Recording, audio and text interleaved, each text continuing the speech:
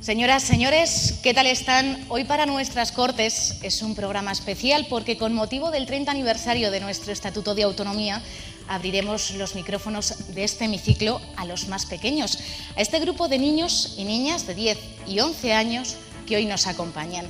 Cuando ellos nacieron, Castilla y León caminaba como una autonomía madura. De hecho, han crecido en un modelo autonómico desarrollado, pero en sus manos está su futuro. Por eso hoy vienen cargados de preguntas que quieren hacer a nuestros grupos parlamentarios. Son de los colegios Padre Claret de Palencia y del Centro Rural de Innovación Educativa de Burgos. Buenas tardes a todos y bienvenidos. También vamos a dar la bienvenida a los portavoces de los tres grupos parlamentarios y, como estamos en las Cortes, invitada de excepción de este pleno infantil organizado por las Cortes y Castilla y León Televisión, están con nosotros la presidenta María Josefa García Cirac. Hola, buenas tardes a todos. ¿Cómo estáis? Bien. ¿Bien? ¿Sí? ¿Y sabéis qué políticos me acompañan hoy? Pues mira, me acompaña Carlos Fernández Carriedo, del Grupo Parlamentario Popular, Julio López Díaz, del Grupo Parlamentario Socialista, y José María González Suárez, del Grupo Parlamentario Mixto, y él es procurador por Izquierda Unida. Y los tres están encantados de estar aquí esta mañana con vosotros, como yo también lo estoy, y de poder contestar a todas vuestras preguntas. Yo tengo en la mano un Estatuto de Autonomía de Castilla y León, porque sabéis que nuestra comunidad autónoma es Castilla y León, ¿verdad? ¿Y sabéis que vamos a celebrar muy pronto, el lunes, el 30 aniversario de nuestro Estatuto de Autonomía? ¿Y eso qué creéis que significa? ¿Una fiesta de cumpleaños? En cierta medida, ¿verdad? Una fiesta de cumpleaños en la que vamos a hacer un repaso a todo lo que hemos vivido en estos 30 años de comunidad y sobre todo en la que vamos a pensar en el futuro. Y el futuro sois vosotros. Por eso para nosotros es muy importante que estéis hoy aquí, en esta sede de las Cortes de Castilla y León. Y ahí donde estáis sentados vosotros se sientan normalmente los días de pleno, como ayer y antes de ayer, que hemos tenido pleno en esta Cámara, los procuradores. Que sabéis lo que son los procuradores, ¿verdad? Los representantes elegidos por los ciudadanos de las 9 provincias de Castilla y León. Y aquí, bueno, pues debatimos, hablamos y sobre todo, intentando llegar al máximo consenso, buscamos las fórmulas para que tengamos todos una vida un poquito mejor, para que tengáis unos mejores colegios, para que tengamos una mejor sanidad, para que tengamos una vida, pues podríamos decir, más feliz en esta comunidad autónoma. Y para ello, pues todos, cada uno desde nuestro punto de vista y cada uno desde nuestras responsabilidades, trabajamos aquí por todos vosotros.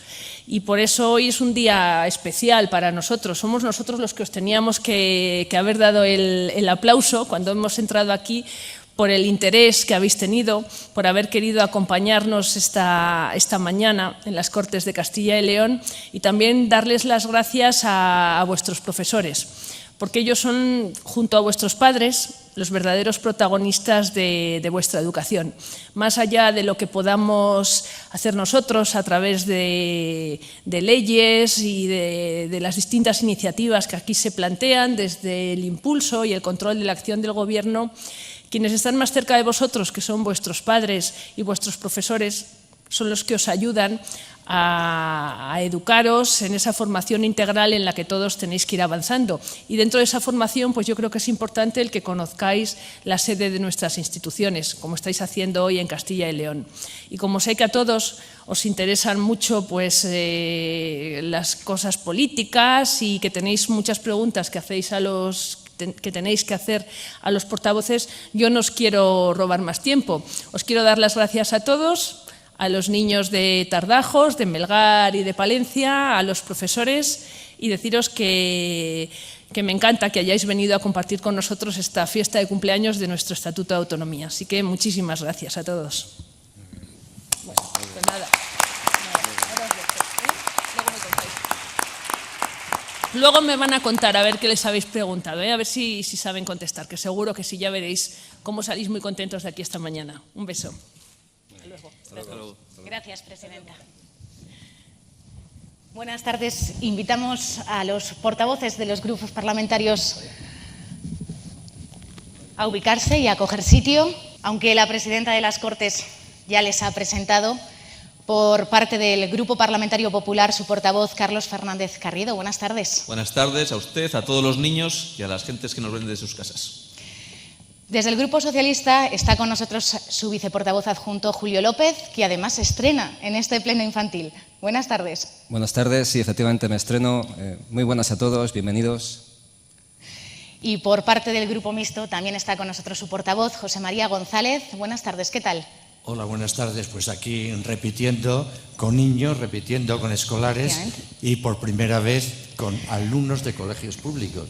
Quiero darles la bienvenida como alumnos de colegios públicos y darles la bienvenida al ser la primera ocasión que creo que están por lo menos conmigo en esta Cámara, con nosotros en esta Cámara.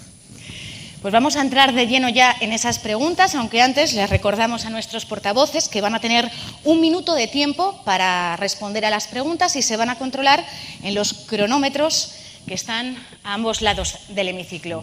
Así que sin más, empezamos y abre este pleno Sergio García del Colegio Domingo Viejo de Melgar de Fernamental de Burgos. Sergio, adelante.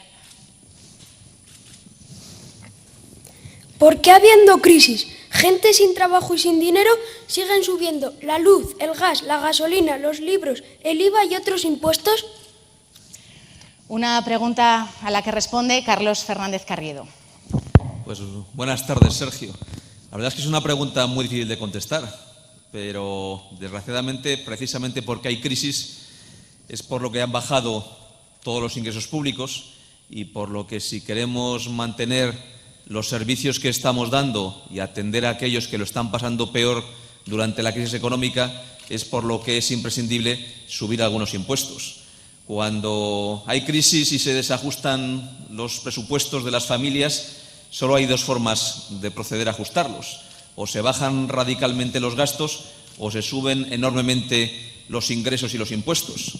Aquí lo que estamos haciendo es una mezcla de las 2 cosas. Bajar algo los gastos en aquellos sitios donde creíamos que había un poco de margen para ahorrar y subir los impuestos y hacerlos recaer sobre aquellas personas y aquellas familias que todavía pueden pagar un poco más. Eso es el equilibrio que hemos tomado cuando hemos tenido que decidir. Desde el Colegio Pedro Claret Padre Claret de Palencia, Elsa Colina Vascones plantea su pregunta. ¿Cómo se podría reducir el paro en Castilla y León? La responde el viceportavoz del Partido Socialista, Julio López. Buenas tardes, Elsa. Bueno, efectivamente has hecho una pregunta muy importante porque yo creo que es el principal problema que tiene Castilla y León y España, el elevado número de desempleados. Hay casi 250.000 parados y yo creo que la solución pasa por 2 cosas. Una, por algo que no depende de nosotros, y es que en Europa, que se toman decisiones muy importantes, se decidan de una vez a adoptar políticas para que pueda haber más crecimiento económico, para que se contrate más, para que las personas tengan más dinero con el que gastar y se reactive un poco la economía. Eso depende de Europa. Y después, para que quienes gobiernan en España, tanto el Gobierno central, el Gobierno de España, como la Junta de Castilla y León, adopten políticas para que quienes tienen una iniciativa, para que quienes quieran contratar puedan hacerlo. Por ejemplo, para que saquen líneas de apoyo a todos aquellos jóvenes que tengan ideas y que quieran montar un negocio. O que saquen líneas de incentivos para que todas aquellas personas que puedan contratar, que quieran contratar, puedan hacerlo. Yo creo que pasa efectivamente por esas 2 cuestiones. Porque en Europa se den cuenta que hay que apoyar el crecimiento económico y que tiene que haber menos austeridad, y porque los gobiernos de aquí apoyen de verdad quienes quieren contratar. Muy bien. Vamos cumpliendo el tiempo. La siguiente pregunta, tercera, la formula Pilar Martínez, de Burgos. Mucha gente está sufriendo desahucios, pierden sus casas y todo aquello por lo que llevan años luchando. ¿Cómo evitarlo? José María González, ¿cómo evitarlo? Bueno, en primer lugar agradecer esta pregunta porque tiene su interés en estos momentos en el que hay muchas personas, muchas familias en Castilla y León que están perdiendo su vivienda.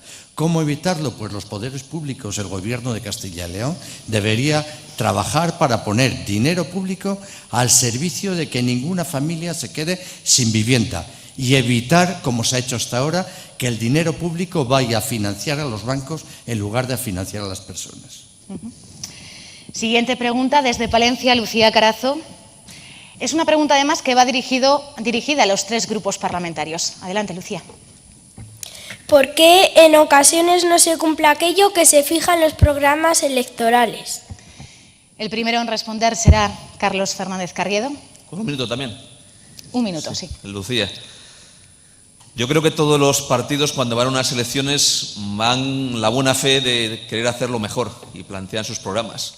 Lo que pasa es que al final las legislaturas duran 4 años y en estos momentos tan complicados que estamos atravesando, las circunstancias cambian mucho de un día para otro y lo que a veces uno tiene la voluntad de querer hacer, pues las circunstancias o los nuevos acontecimientos te hacen cambiar la dirección de lo que querías y hacer cosas distintas de las que prometiste, sencillamente porque piensas que en ese momento lo que tienes que hacer es lo que tú piensas que es mejor para tu país, aunque sea algo diferente o incluso aunque sea lo contrario de lo que tú llevas en tu programa electoral y lo que tú prometiste. Ten en cuenta que las elecciones de hace un año tienen una duración hasta el año 2015 y en este periodo pasan muchas cosas, algunas de ellas, por desgracia, nunca se pensaron que iban a ocurrir. Julio López, su turno. Sí, Lucía. Creo que son 3 las causas que pueden explicar cuando un partido no lleva a cabo algo que promete en elecciones. 1, falta de tiempo. 2, que suceda algo que no esperas. Y 3, en muy pocas ocasiones, que vayas a prometer algo que no vayas a cumplir. Déjame que te ponga un ejemplo. Imagínate que tus padres te preguntan un día que qué vas a hacer por la tarde. Dices, voy a hacer los deberes de mate y estudiar lengua. Acaba la tarde y te preguntan qué has hecho. Puedes haberlo hecho sin problemas o puede suceder, por ejemplo, que vas a hacer los ejercicios de mate y no te da tiempo porque ha hado un problema muy difícil. No es que no lo hayas querido hacer, es que no te da tiempo. O a lo mejor vas a hacer los deberes de lengua y vas a coger el cuaderno y te das cuenta que te lo has dejado en clase. Quiero decir con esto que hay veces que tengas buena voluntad pueden suceder cosas que impidan que lo lleves a cabo. Y en muy pocas ocasiones yo creo que un partido político cuando se presenta a las elecciones va con la idea de ofrecer algo que no va a cumplir. Por tanto, en definitiva, yo creo que se puede resumir en que hay buena voluntad por parte de los partidos políticos y que si no se lleva a cabo es porque suceden cosas imprevistas o porque efectivamente solamente 4 años para llevarlo a cabo. José María González. Sí, la pregunta es muy interesante. ¿Y de dónde viene el interés? Porque estamos habituados, vosotros mismos, veréis en televisión que a veces ofrecen un juguete, intentan vender un juguete que a la hora de la realidad vas a comprarle y no hace en casa todo lo que veías hacer al juguete en la pantalla de televisión. Este es un peligro que se tiene con los programas electorales. Los partidos mayoritarios, vamos a ser realistas, en la mayoría de las ocasiones intentan vender un producto en las elecciones con una letra pequeña que no se lee cuando vas a comprar el juguete, pues también existen los programas. Nosotros, y yo considero que un programa electoral es un contrato con todos los ciudadanos, con los que te van a votar y los que no. Y habría que llevar los programas electorales ante notario para poder exigir responsabilidades. Seguimos adelante, es el turno de Laura Abad, del Centro Rural de Innovación Educativa de Burgos. Laura, adelante. Debido a los recortes de servicio, cada vez más gente está abandonando las zonas rurales. ¿Qué planes tienen ustedes para revitalizar nuestros pueblos? Una pregunta que responde el portavoz del Partido Popular.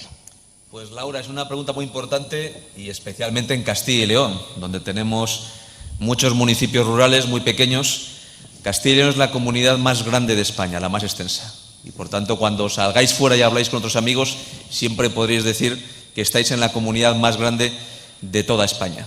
Pero por eso es más complicado que en ninguna otra llegar con servicios a todos los pueblos. Es mucho más sencillo llevar agua a un edificio de una capital de provincia donde viven 100 personas que llevar agua a un pueblo donde en 100 viviendas pequeñas viven cada uno de ellos una persona. Aquí en Castilla y León, ¿qué estamos haciendo?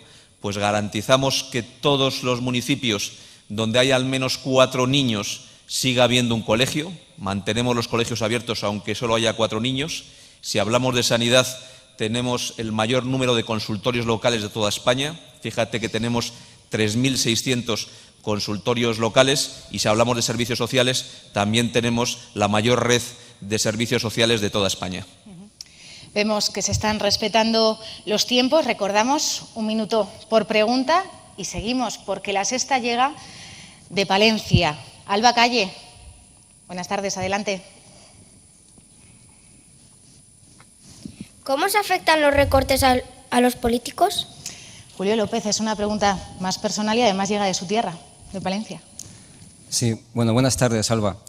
Pues los recortes nos afectan a los políticos como a las demás personas, porque, insisto, los políticos somos personas normales. Somos padres de familia, tenemos pareja, tenemos hijos, hacemos uso de la educación, necesitamos la educación para nuestros hijos, de la sanidad, necesitamos la dependencia para atender a nuestros mayores y, por tanto, los políticos somos personas normales que, por tanto, sufrimos en el mismo grado que el resto de personas los recortes que se sufren. Ahora bien, tenemos una enorme ventaja y es la siguiente, que como políticos tenemos la oportunidad de hacer lo posible para que esos recortes no se produzcan. Y yo estoy seguro que quienes están gobernando tienen, digamos, la oportunidad de evitar esos recortes y los políticos que estamos en la oposición tenemos, digamos, el deber de velar por que no se produzca. A la hora de sufrirlo exactamente igual que las demás personas y a la hora de, digamos, ejercer nuestra actividad con la satisfacción de poder intentar evitarlos. De Palencia nos vamos a Burgos. Diego Angulo. ¿Qué medidas se están tomando para que los jóvenes de ahora y nosotros en un futuro no seamos generaciones ni estudian ni trabajan? José María González. Bien, muchas gracias por esta pregunta, una pregunta muy interesante. La verdad es que desde mi punto de vista quiero clarificar una cuestión, recordar que aquí estamos representantes, portavoces de 3 grupos políticos diferentes que tenemos un objetivo final que es llegar posiblemente al mismo punto, pero con caminos diferentes. Entonces, yo tengo que decir, entiendo que el camino que se ha tomado no es un camino adecuado. ¿Qué habría que hacer? Habría que, por la vía de los impuestos de los que hablaba el señor Carriedo con anterioridad, utilizar la política de impuestos para que los que más tienen más paguen y pueda haber dinero público para educación, para los alumnos de infantil, los alumnos de primaria, los alumnos de secundaria y dinero para que nadie deje de ir a la universidad porque no tenga posibilidades. Es decir, intentar que cada futuro joven de Castilla y León tenga unos estudios para luego poder ser autónomo y además a invertir en puestos de trabajo. Estamos llegando casi al ecuador de este programa especial. Octava pregunta, Nicolás Rebanal, del Colegio Padre Claret de Palencia.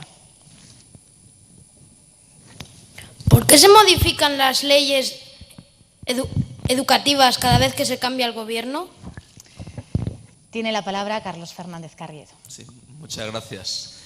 Tiene razón Nicolás y además no deberá ser así. Y hay que reprochar y con razón cuando los políticos no nos ponemos de acuerdo sobre temas tan importantes como es este de la educación. La educación, sabes que además está transferido a las comunidades autónomas y la fortuna que tenemos en Castilla y León es que aquí sí que nos ponemos de acuerdo en muchas más ocasiones que en otros sitios o incluso en muchas más ocasiones que a nivel nacional. Y sobre todo que cuando hablamos de educación nos hemos preocupado siempre porque la educación sea lo primero, porque es el futuro y porque de tener una buena educación depende que tengáis un muy buen futuro.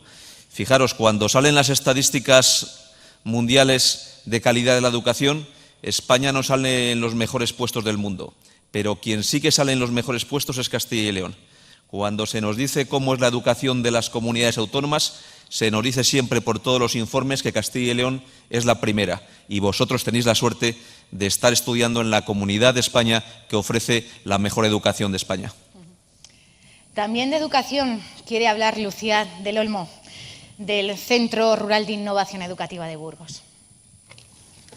Teniendo en cuenta la situación actual, ¿qué futuro tiene la escuela pública? Es el turno de respuesta para el viceportavoz del Partido Socialista.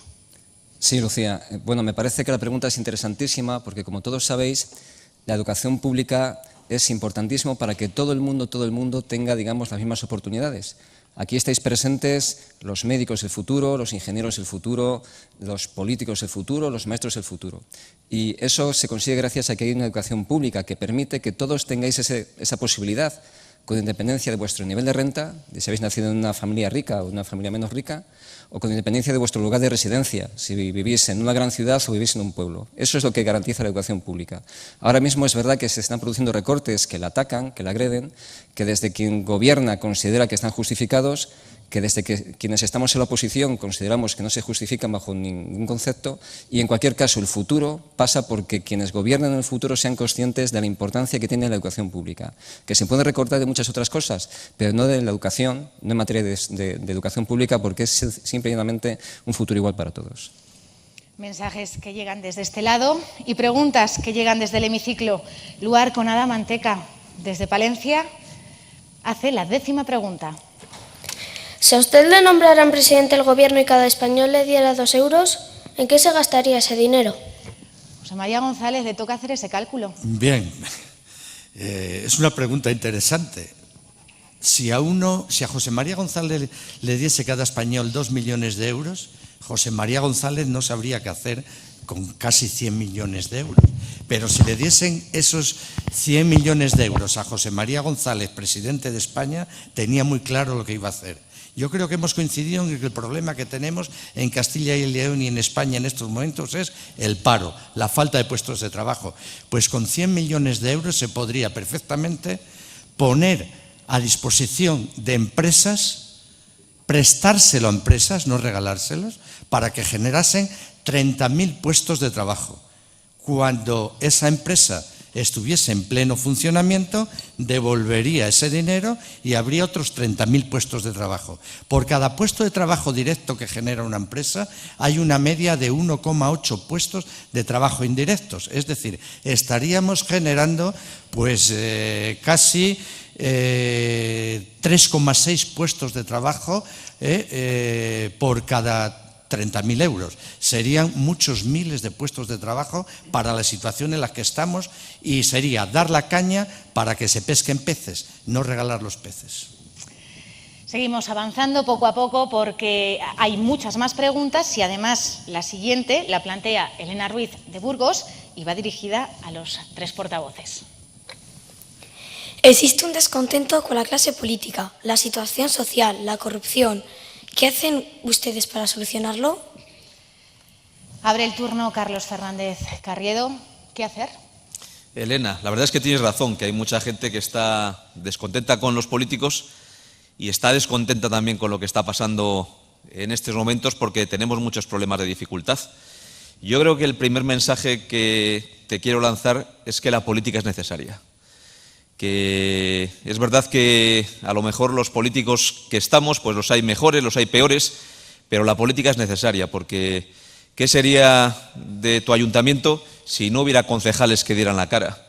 ¿Qué sería de ese pequeño municipio que hay en Castilla y León, y hay muchísimos de 100 habitantes, si no hubiera personas que den el paso de representar a estos ciudadanos, de atender los jardines y de dar servicios públicos? Yo creo que la política es necesaria porque sin política no hay democracia, y sin democracia no hay participación, y sin participación no hay posibilidad de que los ciudadanos se expresen. Otra cosa es que nosotros tenemos la obligación de dar cuanta más transparencia mejor, cuanto más ejemplo mejor, cuantas más cuentas mejor, y vosotros, si hay políticos que creéis que no lo hacen bien, cambiarlos por otros. Julio, retomando la pregunta de Elena Ruiz, ¿qué hacer para evitar el descontento de la calle?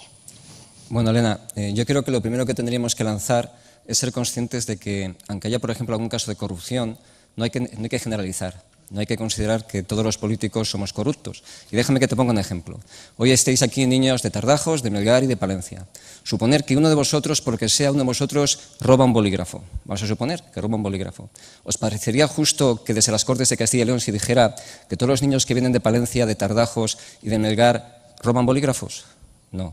Eso sucede con la política. Hay casos de corrupción y es injusto que se considere que toda clase política nos dedicamos a lo mismo. Es importante que seamos conscientes de que hay casos que desde el punto de vista, digamos, social es inaceptable, y nuestra labor como políticos es decir que no todos los políticos somos iguales, y en el momento que se detecte algún caso de corrupción, inmediatamente a esa persona, tolerancia cero, echarla de la política y llevar pues las pruebas que tengamos a Fiscalía para que si hay algún indicio de delito se proceda. Yo creo que lo más importante que podemos hacer es ser conscientes, como bien ha comentado Carlos, que los políticos somos necesarios y de que no todos los políticos somos iguales. José María González, ¿comparte el mensaje de sus compañeros parlamentarios? Sí, pues yo creo que va a ser una de las ocasiones en que vais a tener la oportunidad de vernos de acuerdo. ¿De acuerdo por qué? Porque yo siempre digo desde ahí que la corrupción es ladrocinio, que detrás de un corrupto hay un ladrón que se queda con lo que no es suyo, sea público o sea privado. Esa es la realidad. Y yo pensaba, según iban hablando los demás, en un ejemplo que vais a conocer. En Palencia hay alcalde y concejales, en vuestros pueblos, en la provincia de Burgos, cerca del Pisuerga, hay alcaldes y concejales. En toda Castilla y León hay más de 2.500 alcaldes, hay 2.808 alcaldes, hay decenas de miles de concejales. Y todos ellos tienen una dedicación cada día al trabajo por su pueblo sin recibir nada a cambio. ¿Y cuántos de ellos podemos decir que son ladrones? Yo diría que muy pocos. Yo diría que en estos momentos ninguno, no podemos acusar a ninguno de ladrón. Se generaliza. En otras partes de la sociedad, quiero alabar el ejemplo que ha puesto el compañero Julio López. Cuando somos capaces de reconocer ejemplos positivos y planteamientos positivos. Eso es lo que ocurre en esta sociedad. ¿Y qué tenemos que hacer los que estamos en la representación política? Pues trabajar para que las leyes obliguen al corrupto a cumplir con la ley y sobre todo a devolver lo robado.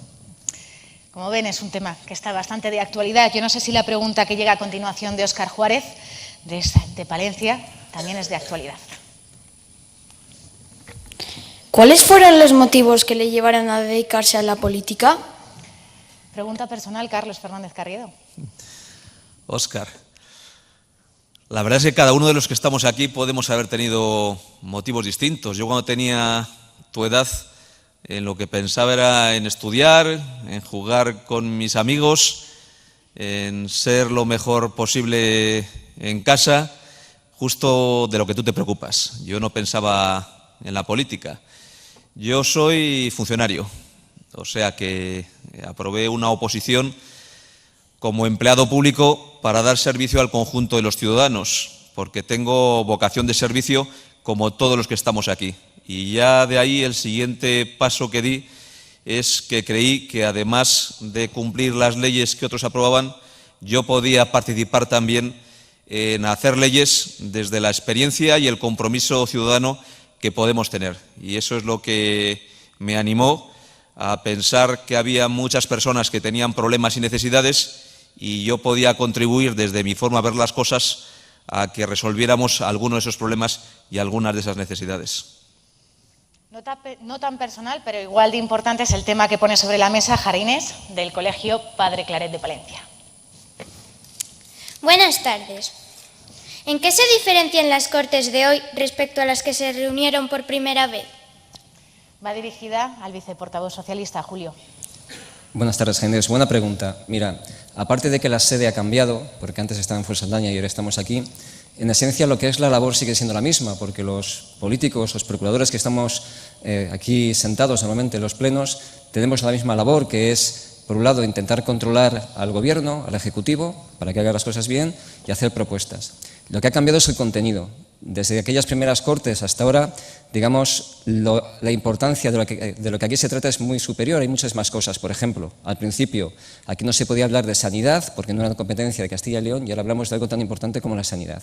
La idea que quiero trasladarte es que nuestro cometido es exactamente el mismo, pero quizás la importancia de lo que se debate es mayor, porque debatimos sobre todas las cuestiones que importan a los ciudadanos. Hablamos sobre sanidad, hablamos sobre educación, hablamos sobre empleo, que son las cuestiones que, si os dais cuenta, más os afectan. Y por otro lado, creo que también ha cambiado que hay un cierto sentimiento de un mayor reconocimiento a la labor que se hace aquí. Al principio, digamos, todo lo que tenía que ver con lo autonómico era más o menos desconocido, la gente no sabía muy bien para qué servía la Junta de Castilla y León o las Cortes, y yo creo que hoy por hoy, y este pleno infantil es una muestra de ello, hay una enorme importancia por la que se debate. Por tanto, yo creo que esa sería la respuesta. 14ª pregunta. Sara Tejeda, desde Palencia, también la plantea. Adelante. Buenas tardes. ¿Qué es lo más complicado que le ha tocado hacer como político? José María González, ¿qué es? Bueno, pues lo más complicado que me ha correspondido hacer como político, yo quiero aclarar, yo estoy con dedicación a la política en exclusividad. Antes era maestro desde hace año y medio. Lo más complicado es recibir en mi despacho, en estos momentos, a personas que tienen problemas y que la solución no está en mis manos. Personas que se han quedado sin trabajo, personas que se van abocados a perder la vivienda, personas que tienen problemas de salud y porque su enfermedad es muy complicada, no puede ser atendida. Eso es lo más complicado que yo he vivido en mi faceta de político, es más, en mi faceta de representación política desde que me dedico a ella. ¿Por qué? Porque la política debe servir para que los ciudadanos entiendan que hay soluciones a sus problemas, y yo, a los problemas que se me han planteado ahí arriba en mi despacho, no siempre he tenido soluciones. Poco a poco vamos avanzando en este programa especial, y lo hacemos además con otra de las cuestiones que están de actualidad y que va a ser pregunta colectiva para los tres portavoces. Diego Gallego, desde Burgos, la propone. Buenas tardes. El movimiento del 15M, Democracia Real, han mostrado la preocupación y el descontento con la actual situación. ¿Por qué los ciudadanos no podemos participar más en las decisiones que se toman, y no solo cada 4 años? Pregunta también, que está en el candelero. Carlos Fernández Carriedo. Pues mira, hoy es un día también para participar, Diego, porque tienes la ocasión de decirnos lo que piensas y lo que quieres. Nosotros tenemos que abrir más esta casa a los ciudadanos y, por tanto, que sea la casa de todos.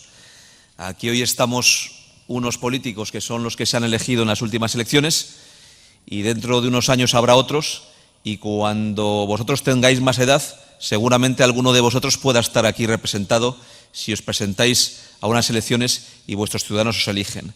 Y mientras tanto queremos hacer posible que haya más gente que venga a contarnos cosas. Esta legislatura ya hemos llegado a un acuerdo todos los grupos políticos para que cuando haya una iniciativa ciudadana de la sociedad sea más fácil presentarla, y esta iniciativa legislativa pueda ser defendido ahí en la tribuna, donde está Carolina, por las personas que la han traído. Y queremos habilitar que haya una comisión específica en las Cortes para que la gente pueda contarnos cosas y participar. Pero cuando hablas del 15M, yo sí quisiera decir una última cosa. Es muy importante que los ciudadanos cuenten cosas, pero la representación política se da en las elecciones, y por tanto es a través del voto, es a través de las elecciones como se mide qué es lo que los ciudadanos quieren y qué es lo que los ciudadanos deciden y apoyan. Recordamos, un minuto, una pregunta. Julio, hablamos del 15M. Sí, yo quiero comenzar mi respuesta con la última parte de la respuesta de Carlos, del portavoz del Partido Popular. Es muy importante que seamos conscientes de que la forma de manifestar los deseos de los ciudadanos se realiza en las elecciones, y que demos muchísima importancia a ese acto de coger una papeleta y elegir un partido político. Una vez que se produce esa votación, legítimamente la persona, el grupo de procuradores que han ganado, hay que respetar su labor. Sí, vemos que se apartan de lo que han dicho. Sí, vemos que hay problemas que no son atendidos, hay que intentar por todos los medios que rectifiquen, y para eso hay que abrir las instituciones. Y se puede hacer de dos formas. Se puede hacer, como bien ha comentado Carlos, a través de que los ciudadanos tengan más facilidades para venir aquí, y a través de una cosa que se llama iniciativa legislativa popular, proponer cosas, o podemos intentar que los partidos políticos, que son quienes están representando a los ciudadanos, seamos más abiertos. Yo creo que en ese sentido todos los partidos políticos estamos en la misma, estamos intentando que las personas nos vean a los políticos como personas cercanas, que nos trasladen sus propuestas y nosotros las traigamos aquí. José María González, portavoz del Grupo Mixto. Es una pregunta interesante. Yo siempre en campañas electorales he dicho que los ciudadanos deben ejercer la democracia no solamente el día que votan, sino cada día. Entonces, lo que se está haciendo en estos momentos en la sociedad española, participando por diferentes colectivos, es una forma más de ejercer la democracia, y a mí me parece interesante, y a mi fuerza política le parece interesante, sin que esté en desacuerdo con lo que han dicho los otros dos portavoces. En cuanto a la ILP, que hemos participado con seriedad, con rigor, los tres grupos para conseguirlo. En cuanto a lo que ha dicho Julio López de las fuerzas políticas, nosotros de hecho tenemos un mensaje sobre Izquierda Unida, que es Izquierda Unida abierta, fue en su momento, abierta a la sociedad, y uniría con la pregunta que se me hizo a mí antes de los programas electorales. Un programa electoral tiene que ser un contrato, y si es un contrato, los ciudadanos se sentirán representados, y además podrán y deberán exigirnos a aquellos que nos eligen con un programa, para que las protestas de la calle no sean en contra de los que están gobernando, sino pidiendo el cumplimiento de aquello con lo que se habían presentado, el programa. 15M, paro, situación del medio rural. La siguiente pregunta, Raquel de Benito, desde Burgos, creo que tiene que ver también con medio rural. Adelante. ¿Qué opciones energéticas proponen para sustituir los beneficios que aporta la central nuclear de Garoña a nuestra comunidad y a nuestro país? La responde el portavoz del Partido Popular. Pues ya en tu pregunta has hecho un poco de orientación hacia la respuesta, Raquel, porque yo sí creo que esa central aporta algunos beneficios. Y aporta algunos beneficios primero en términos de empleo, porque hay mucha gente en el mundo rural que vive de esa central, más de 1000 familias. Lo aporta en términos de que es una forma más barata de producir energía. Y algún niño antes preguntaba que qué podemos hacer para que no suba tanto la factura de la luz. Pues, entre otras, buscar fórmulas de producción de energía que sean más baratas. Y si producimos energía más barata, también nuestro país es más competitivo. Y si somos más competitivos, exportaremos más, seremos más capaces de crear empleo. Yo creo que todavía quedan 6 meses para que esa central cierre, porque tiene un periodo de funcionamiento hasta julio de este año 2013, y esperemos que recapacite la empresa gestora, que rectifique su decisión y que consigamos que esa central siga abierta. Vamos llegando casi al final. 17ª pregunta, Gonzalo Abad, desde el Colegio Padre Claret de Palencia. Adelante. ¿Por qué hay gente que comete un delito muy grande y evita ir a la cárcel, mientras otros cometen un delito menor y cumplen la condena? Un interrogante que plantean al viceportavoz del Partido Socialista. Sí, Gonzalo. Bueno, antes tenemos que decir que las leyes son iguales para todos. No hay independencia, no hay excepciones, se aplica por igual a ricos y a pobres, a ciudadanos de un sitio o de otro, a reyes, no reyes. Se supone que se tiene que aplicar a todos por igual. Es verdad que después las personas tienen distintos medios para poderse defender. Y es verdad que una persona, digamos, por decirlo de forma muy gráfica, con muchísimo dinero, quizás puede contratar el mejor equipo de abogados y al final conseguir que se le atenúe la pena, que se le dilate el proceso, no sé. Me parece interesante tu pregunta porque en el fondo lo que estamos hablando es de que todos deberíamos tener derecho, primero, a que las leyes se apliquen a todos por igual y a tener las mismas oportunidades de defensa. Y en ese sentido quiero decir que la famosa tasa o las tasas que se quieren aplicar para las tasas judiciales que se conocen normalmente, eso hace que haya personas de pocos recursos que no puedan acceder a una defensa como los demás. Y por eso nos parece muy interesante la rectificación que se está haciendo en el sentido de que todas las personas, todas, primero, se les apliquen las leyes por igual y que todos tengan el mismo derecho, la misma oportunidad de acceder a una justicia gratuita igual para todos. Diego Fernández viene de la localidad burgalesa de Tardajos con otra inquietud que proponer. Las redes sociales, la televisión, la tecnología móvil, ¿qué medidas de control proponen ustedes para protegernos de su mal uso? Va dirigida al portavoz del Grupo Mixto. Bueno, las medidas a proponer, en primer lugar, decir que en Castilla y León tenemos poca capacidad de intervenir para legislar sobre todo lo que acabas de plantear. Con lo cual yo sí quiero trasladar un consejo, trasladarte a ti y trasladar a todos los compañeros y trasladar a los padres que puedan estar escuchando que la primera medida que tenemos que tomar es que las pantallas y las nuevas tecnologías tienen unos límites propios personales. En muchas ocasiones la utilización permanente de las tecnologías, los aparatitos, nos impide relacionarnos con los amigos de una forma directa o con los familiares. Y en segundo lugar te impide incluso pensar qué puede ser tu vida. Lo que está claro que desde lo público, desde la administración, hay que trabajar en Castilla y León para educar a utilizar las nuevas tecnologías, pero a utilizarlas con rigor. Y en lo demás, aquí no podemos legislar. ¿De acuerdo? Llegamos, ya sí que sí, al final de este programa, pero no queremos hacerlo sin plantear la última cuestión y además muy relacionada con estos 30 años de autonomía de Castilla y León, ¿verdad? Rubén Moisén, de Burgos. Adelante. Después de 30 años de historia, ¿por dónde pasa el futuro de Castilla y León como autonomía? Una reflexión que dirige a los 3 portavoces, Carlos. ¿Por dónde pasa el futuro? Además, es una pregunta muy interesante porque es ahí, en el futuro, donde tú vas a vivir. y por tanto te interesa mucho que hagamos bien las cosas ahora. Mira, en estos 30 años lo bueno es que entre todos, Rubén, hemos hecho una cosa. En Castilla y León siempre hemos pensado que la autonomía era un elemento no para tener más poder, no para buscar hechos diferenciales, no buscando identidades territoriales que han hecho otras comunidades autónomas, sino un mecanismo para acercarnos a los ciudadanos y dar mejores servicios públicos.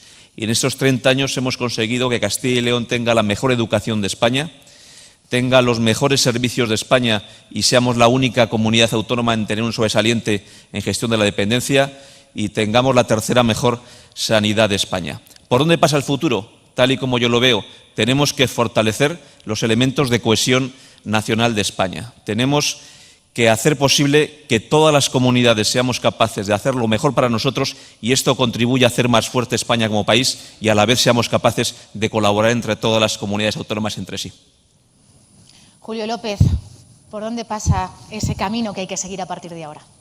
Bueno, a mí me gustaría hacer hincapié en lo que quiere decir Estatuto de Autonomía, lo que quiere decir comunidad autónoma. Estamos hablando de la posibilidad de que los castellanos y leoneses podamos decidir por nosotros mismos cómo queremos que sea nuestro futuro. Y es verdad que tenemos un pasado rico, 30 años, en el que hemos ido creciendo poco a poco y tenemos que pensar en un futuro que sea todavía mejor, que tengamos capacidad para decidir nosotros mismos sobre nuestro futuro. Y que pasa, yo creo, necesariamente por dos cuestiones. Más allá de lo coyuntural, más allá de que es necesario tener una buena educación, una buena sanidad, que tengamos empleo, pasa por dos cuestiones que afectan a Castilla y León. La primera, para que no haya tantas diferencias entre quienes viven en el medio rural y quienes viven en el medio urbano, para que no haya ciudadanos de primera y de segunda, que yo creo que es algo que todos deseamos. Y segundo, para conseguir evitar que vosotros, en el futuro, cuando vayáis a tomar una decisión de proyecto vital, de decidir dónde vivís, con quién vivís, dónde queréis residir, no os veáis obligados a abandonar esta maravillosa tierra por falta de oportunidades.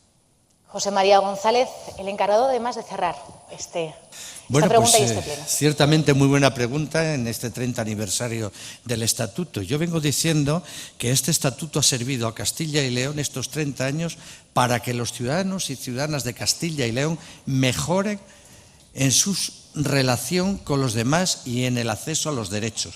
Pues a partir de ahora hay que seguir por esa senda. Al compañero que me interpelaba antes sobre qué podíamos hacer con la utilización de ciertos medios, yo le acabé respondiendo, aquí no podemos. Ciertamente, porque es una legislación que supera a la de la comunidad autónoma, incluso a la de España. Se está globalizando, pero hay mucho que se puede hacer en Castilla y León que mejorará a los ciudadanos en educación, en sanidad, en política social, en creación de empleo, en desarrollo industrial, en cuidado del medio ambiente. En todo eso tiene competencias nuestra comunidad por la vía del Estatuto y eso posibilitará una vida mejor. Y he de deciros que soy un convencido de que la cercanía del Gobierno a los ciudadanos, como es por la vía de la comunidad autónoma en Castilla y León, beneficia a todos los ciudadanos en perspectiva de futuro. Con estos mensajes nos quedamos, así terminamos este programa especial en el que se ha hablado de economía, de educación, de jóvenes, de medio rural, temas muy interesantes que, como ven, poco difieren de los que se tratan en un pleno ordinario y que dejan además muchas y profundas reflexiones. A vosotros, al Colegio Padre Claret de Palencia, al Centro Rural de Innovación Educativa de Burgos, muchísimas gracias por estar aquí, por vuestra participación y esperemos que lo hayan disfrutado. A los grupos parlamentarios también, gracias por vuestra colaboración. También queremos saludar al Colegio Federico García Lorca de Valladolid, que se ha incorporado hace unos poquitos minutos a este pleno infantil como público. Muchísimas gracias. Y a ustedes les recordamos que la próxima semana volveremos con más información parlamentaria aquí, en nuestras Cortes. Sean felices. Adiós.